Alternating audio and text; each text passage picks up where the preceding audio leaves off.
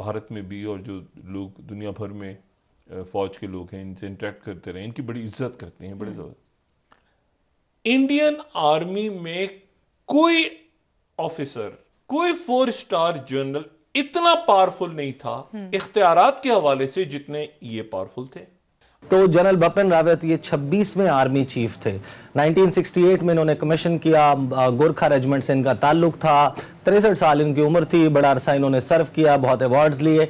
General Bipin Rawat जो हैं उन्होंने काउंटर इंसर्जेंसी ऑपरेशंस किए और जो आज़ादी की तहरीकें चल रही थी, नागालैंड हो, ये दीगर इलाके, ये जो नॉर्थ ईस्टर्न स्टेट्स हैं, कमांड्स बनाएंगे, इंटीग्रेटेड थिएटर कमांड्स अपने तौर पर वो ऑपरेट करेंगी। वेस्टर्न थिएटर कमांड पाकिस्तान को संभालेगी, नॉर्दर्न थिएटर कमांड बनाई जाएगी जो कि चाइना को संभालेगी। हेलो फ्रेंड्स, अपना हिंदुस्तान न्यूज़ में आपका स्वागत है। सबसे पहले बिपिन रावत जी को पूरे भारतवर्ष की तरफ से भावपूर्ण श्रद्धांजलि। जिस तरीके से कल उनका निधन हो गया है हेलीकॉप्टर क्रैश के अंदर, उसके बाद पाकिस्तानी मीडिया में इस बात का जिक्र हो रहा है और वो बता रहे हैं कि भारत के लिए कितने इंपॉर्टेंट थे और पूरी दुनिया बिपिन रावत जी की तारीफ़ करती थी। उन्होंने कितने सारे अवार्ड जीते थे और उन्होंने कितनी बड़ी पोजीशन अपने दम पे हासिल करी थी और इसी का लोहा पूरी दुनिया मानती थी। और जहाँ पर भी वो जाते थे उनसे लोग बातें करते थे, इंटरेक्शन करते थे और उनके एक्सपीरियंस का फ़ायदा उठाते थे। और ये सारी बात पाकिस्तानियों के मुंह से सुनने के बाद अच्छी भी लग रही है।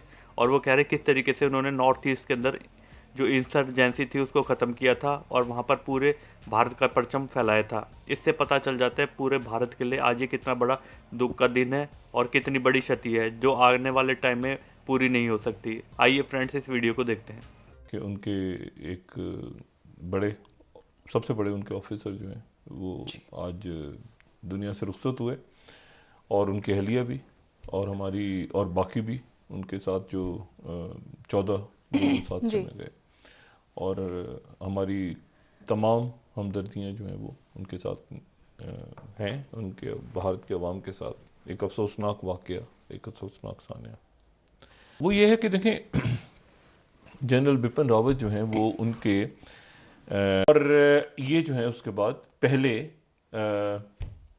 चीफ ऑफ डिफेंस स्टाफ, उससे पहले ये भारतीय फौज के 26वें आर्मी चीफ भी रहे। ये आर्मी चीफ रहे 2016 से 2019 तक, दिसंबर 2016 से 2019 तक। ठीक, सही। और उससे पहले ये आर्मी के वाइस चीफ रहे और वो रहे सितंबर 2016 से लेके दिसंबर 2016 तक। यानी वाइस चीफ, आर्मी चीफ, फिर उसके बाद आखिरी जो ओहदा खत्म होता है वो होता है chairman chief of staff committee और फिर उसके बाद चीफ ऑफ डिफेंस स्टाफ।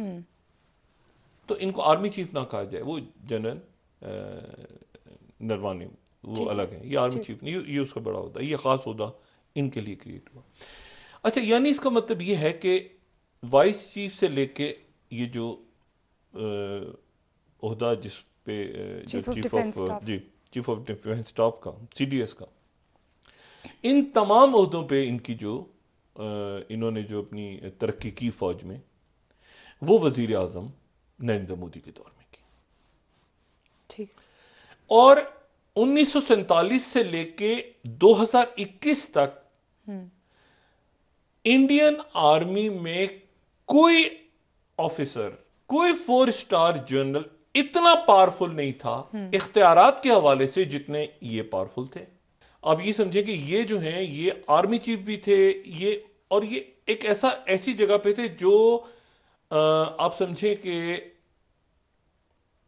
यानी मैंने आपसे कहा ना कि ये एक शख्स थे जो कि तमाम तर जो फौज, न्यूक्लियर, यानी एनएसए भी कुछ नहीं थे इनके सामने। ये वन सिंगल मैन जो कि मोदी को उस वक्त से लेके अब तक, वजीर आजम मोदी को 2016 या उससे पहले से, यानी उनकी ये पिक थे। दूसरी बात ये है कि ये जहां एक बहादुर ऑफिसर, एक जाहिर है कि ज़हीन इनकी काबिलियत की बुनियाद पे इन्होंने तरक्की की, कॉम्पिटेंट रहे, बहुत आगे तरक्की की फौज में, और एक बड़ा इनके लिए एक सोग है भारत में भी, और जो लोग दुनिया भर में फौज के लोग हैं इनसे इंटरेक्ट करते रहे, इनकी बड़ी इज्जत करते हैं, बड़े ज़्यादा। आज भारत से एक अफसोसनाक खबर सामने आई है। भारतीय फौज के chief of defence staff Vipin Rawat और उनकी अहलिया हेलीकॉप्टर में सवार थे, जो कि हादसे का शिकार हुआ है। भारतीय रियासत तमिलनाडु में हादसा लैंडिंग से तकरीबन 10 मिनट पहले पेश आया है। हमारे साथ स्टूडियोज में हमें ज्वाइन किया है सीनियर जर्नलिस्ट ईसा नकवी साहब ने। ईसा, बहुत शुक्रिया, आपने प्रोग्राम को टाइम दिया। सबसे पहले तो मैं चाहूंगी आप ये एक्सप्लेन कीजिएगा, हमारे नाज़रीन को बताइएगा कि वाकया हुआ कैसे, किस तरह से हुआ।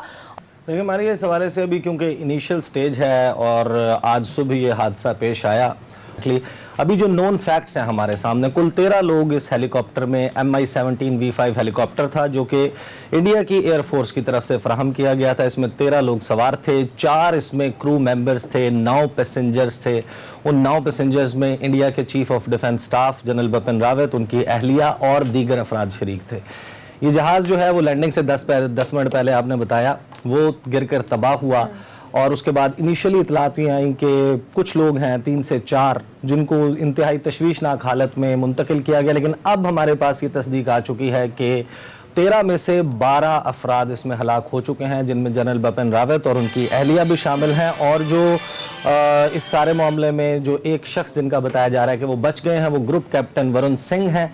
वो डायरेक्टिंग स्टाफ थे जो डिफेंस सर्विसेज स्टाफ कॉलेज है, जहां पर बेसिकली जा रहे थे जनरल बिपिन रावत एक लेक्चर देने के लिए वहां पर स्टाफ कॉलेज में। ये तो हुआ वो इंसिडेंट। इस वक्त पाकिस्तान और इंडिया के दरमियान कारगिल कॉन्फ्लिक्ट हुई, उसके बाद एक कारगिल रिव्यू कमेटी बनाई गई इंडिया में, जिसने रिकमेंडेशंस दी अपनी दीगर रिकमेंडेशंस के साथ कि इंडिया में एक चीफ ऑफ डिफेंस स्टाफ का ओहदा क्रिएट होना चाहिए। पहले CDS का ओहदा नहीं होता था। इस हवाले से बहुत ज़्यादा ले दे चल रही थी मुख्तलिफ फोर्सेस के दरमियान। तो जनरल बिपिन रावत ये 26वें आर्मी चीफ थे। 1968 में इन्होंने कमीशन किया, गोरखा रेजिमेंट से इनका ताल्लुक था, 63 साल इनकी उम्र थी, बड़ा अरसा इन्होंने सर्व किया, बहुत अवार्ड्स लिए। जो 26वें आर्मी चीफ हैं जनरल बिपिन रावत, इनको 30 दिसंबर 2019 को अनाउंस किया गया कि ये इंडिया के पहले चीफ ऑफ डिफेंस स्टाफ होंगे, और इनके जो जूनियर जिनको आर्मी चीफ बनाना था जनरल मनोज मुकुंद नरवाने, उन्होंने ज्वाइन कर लिया एज 27th आर्मी चीफ। अब ये सारा मामला था जिसमें जब चाइना के साथ गलवान वाला इंसिडेंट हुआ, and afterwards general Bipin Rawat और जो इंडिया की टॉप मिलिट्री एस्टैब्लिशमेंट है, उन्होंने कहा कि हम PLA की यानी कि people's liberation army of China की तर्ज पर थिएटर कमांड्स बनाएंगे, इंटीग्रेटेड थिएटर कमांड्स अपने तौर पर वो ऑपरेट करेंगी। वेस्टर्न थिएटर कमांड पाकिस्तान को संभालेगी, नॉर्दर्न थिएटर कमांड बनाई जाएगी जो कि चाइना को संभालेगी। जनरल बिपिन रावत के अगर आप करियर को देखें, जो नॉर्थ ईस्टर्न स्टेट्स हैं, जो जिनको 7 सिस्टर स्टेट्स कहा जाता है, इनके हवाले से जो सबसे ज़्यादा बात की जाती है कि जनरल बिपिन रावत जो हैं उन्होंने काउंटर इंसर्जेंसी ऑपरेशंस किए, और जो आज़ादी की तहरीकें चल रही थी, नागालैंड हो, ये दीगर इलाके, ये जो नॉर्थ ईस्टर्न स्टेट्स हैं, जो चिकन्स नेक के बाद एक बड़ी छोटी सी एक कॉरिडोर है वो मिलाती है, वहाँ पर मसाइल को हल करने में बिपिन रावत ने बहुत मदद दी। तो इनके